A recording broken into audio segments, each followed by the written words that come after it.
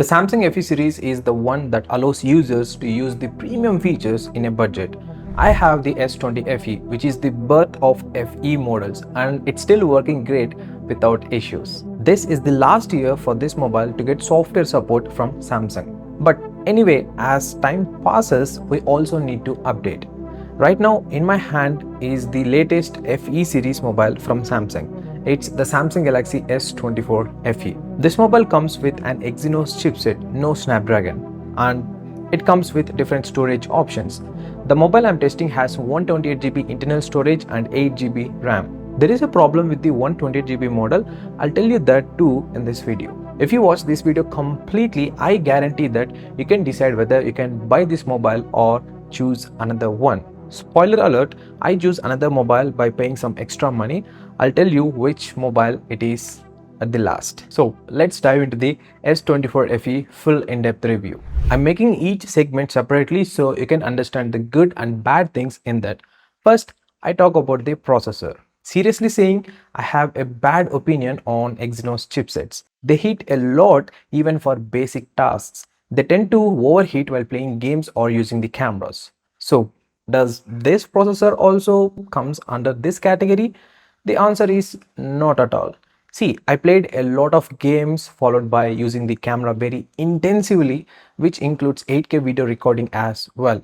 The surprising factor here is it's not that much overheating. Yes, it is getting warmer while using these, but it's not overheating. Thanks to the cooling chamber inside this mobile phone and the 4 nanometer energy efficient chipset. It can handle anything that you use every day.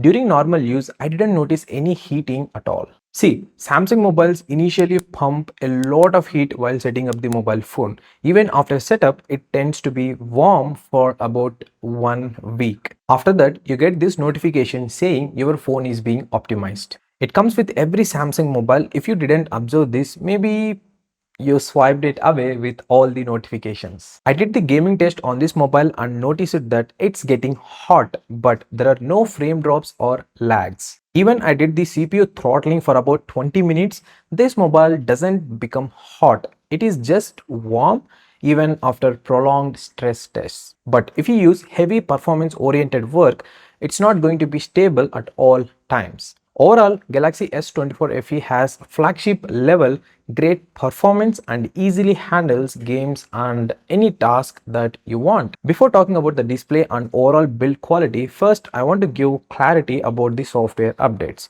This mobile out of the box comes with One UI 6.1 with Android version 14. The beauty part of this mobile is that it is supported for 7 years of major OS updates.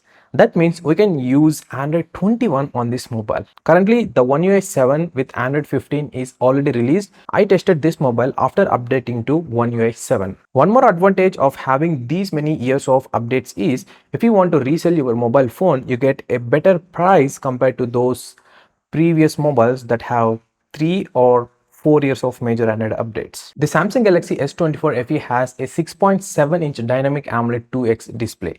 This panel supports a 120Hz refresh rate and HDR10 Plus as well. I played a YouTube video of HDR content. It played without any issues. This display is protected with a Corning Gorilla Glass Victus Plus shield. This is a flat panel. The screen quality and viewing angles are very good and give a good experience while consuming content, watching movies, or even playing games.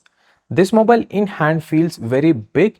If you observe the overall display, you can see the thick bezels all over it. This does not feel premium when compared to other mobiles in this price range. Even the previous FE model S23 FE also has the same design and the same issue. The screen to body ratio of this mobile is around 88%. The outdoor visibility of panel is good, though according to Samsung, this panel has a peak brightness of 1900 nits. I don't have any device to test this brightness, but all I can say is it is practical to use the mobile phone in direct sunlight without any issues. This panel is not an LTPO type, it's a standard one.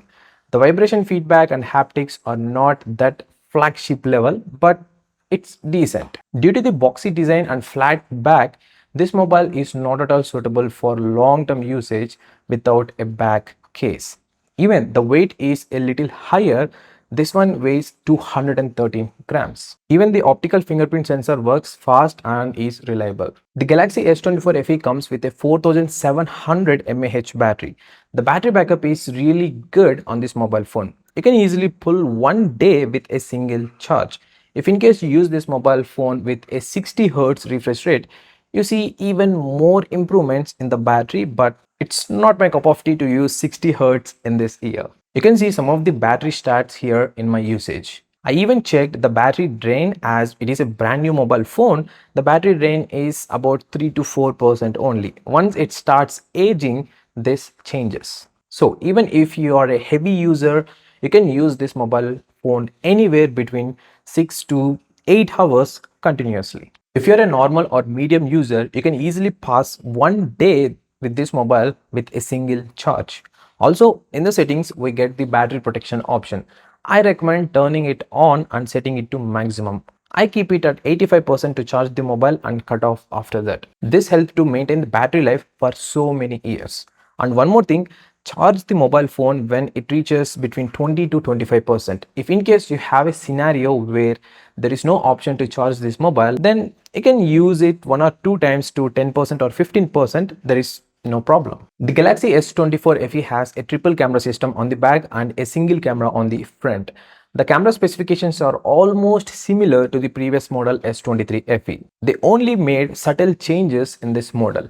Even the camera looks same from the backside. We get the same wobbling when placed on flat surface. But no one cares about the specifications if the cameras are performing well in their usage. These cameras are performing good in daytime conditions. Even though this mobile supports 8K video recording, I don't like it though, because if you see the content consumption, most of the panels are supported for maximum 1080p or 4K. I'm very happy if they included 4K 120 FPS rather than 8K 30 FPS option. If you do content creation and want this mobile phone to record talking head videos, it's good if you have a good control of lighting. The nighttime photography and videography are not that great on this mobile phone. It's still struggling like its previous models. I make it very short and clear. For daytime conditions or in good lighting conditions, the cameras are doing good. But in the nighttime or dull lighting conditions, it's not. You can check the dedicated videos that I have already posted about this mobile phone. That includes gaming test, camera test, charging test and battery drain test. The links are in the description box. You get a clear idea more about each segment in depth. The Galaxy S24 FE supports up to 25 watts wired charging and 15 watts wireless charging. Also, it can do reverse wireless charging and reverse wire charging, but not at the same speeds as it takes. There is no charger provided in the box, which is really bad. This mobile can charge more than 50% in 30 minutes by using a Samsung 25 watts wired charger.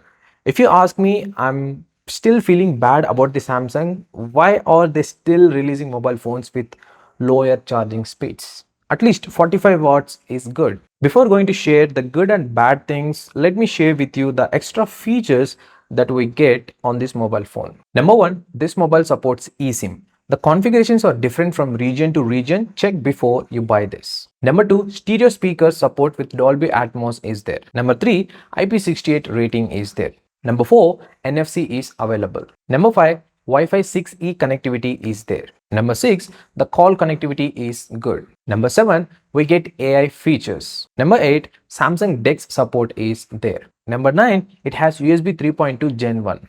Number 10, it has all the sensors, but the virtual proximity sensor is missing, which is bad. Now I share about the good and bad things about this mobile in brief, so you get an idea of whether you should choose this mobile or not for your needs. First, the good things.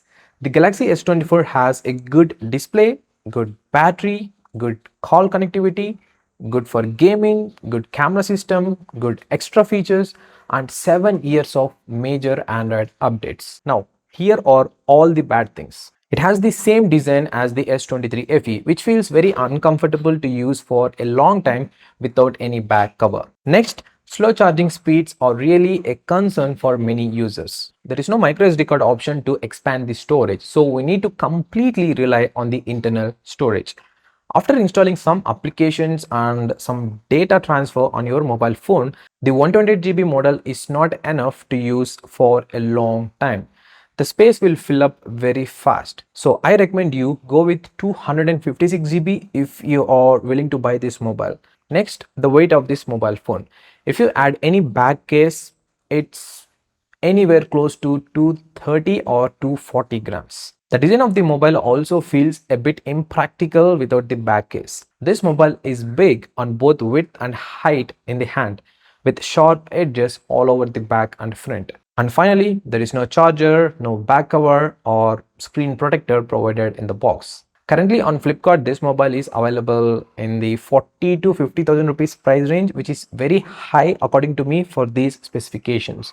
On Amazon, it is available for between 30,000 to 40,000 rupees, which is okay. But if you buy this mobile phone during the offers time, you will get it for close to 30,000 or even below that, which is a crazy deal to buy this and use it for 7 years without any issues.